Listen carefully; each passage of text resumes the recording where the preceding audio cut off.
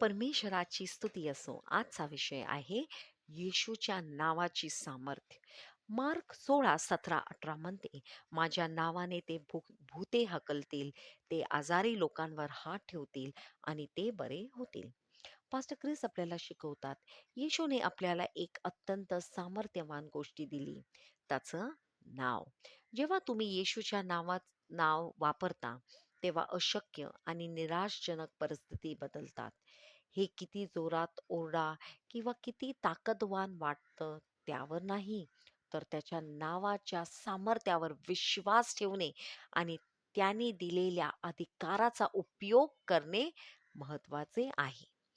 हेच पेत्र आणि योहान त्यांनी केले जेव्हा त्यांनी एक अपंग माणसाला भेटले.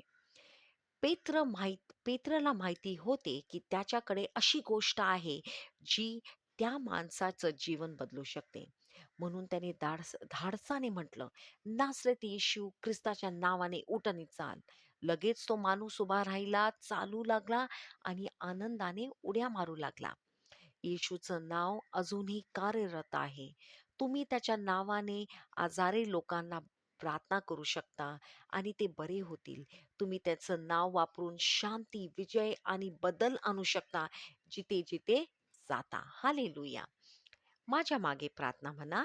माझे जीवन गौरव आणि उत्कृष्टतेसाठी आहे.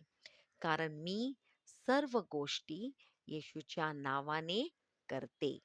म्हणून मी विजयी जीवन जगते आणि माझ्या जगावर प्रभुत्व करते. येशूच्या नावात आमेन. धन्यवाद.